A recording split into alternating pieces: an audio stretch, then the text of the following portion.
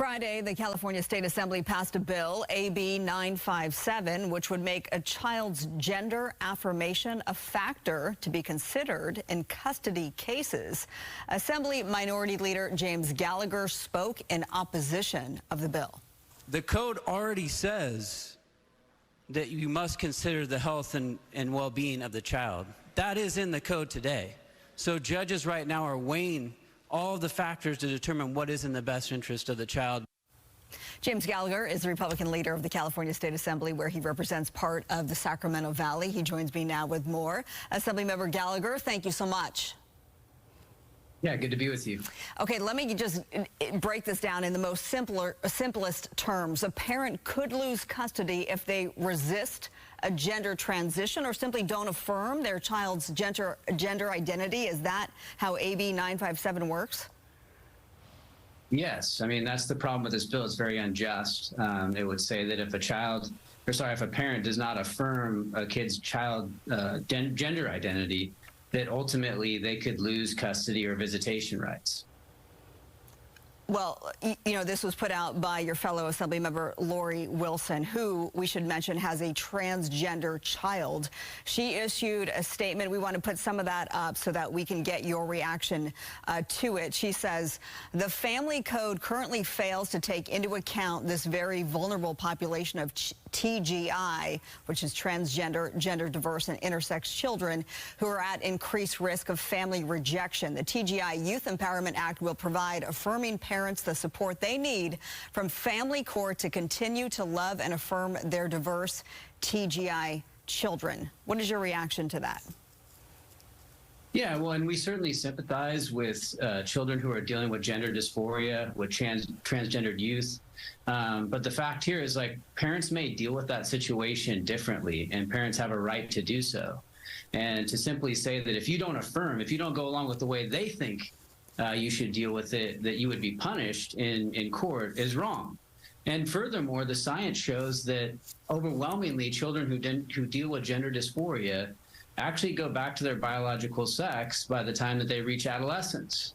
And so why would we want to affirm something that science says is going to change? And that's exactly what I was saying before I was cut off in the assembly by the Speaker Pro Tem at the time. You were cut off, though. You did get your fair share of just over 5 minutes. You were given the 30-second warning and then told to wrap up. And it did seem like you made your point loud and clear in those 5.5 minutes. This passed overwhelmingly. The governor is expected to sign it. He has until, I believe, mid-October to do that. What's your message to Governor Newsom? Well, I think the governor is actually thinking about this. He has actually made no statement on this bill. And because it is such an overreach, it would be a gross overreach into parental rights. And again, parents may deal with this situation differently, and the science is clear that kids do not stay with their stated gender identity. And in what other situation do we affirm every decision that a child makes or says that they are? We don't do that. In fact, part of parenting is pushing back when kids maybe are doing things that we think are not best for them. Ultimately, parents should be in that place to parent. And again, continually, this legislature and Rob Bonta want to step on parents' rights. Well, speaking of, I want to just get your thoughts on, just generally speaking, transgender issues have been at the very forefront. We've been covering this here at 6 o'clock of several California school districts here in Southern California just in recent weeks. Just last week, a judge halted one gender notification policy in Chino Valley. As a parent of 5, you, Assembly member, what do you make of this war over parental rights versus what AG Bonta told us was the constitutional privacy rights of students?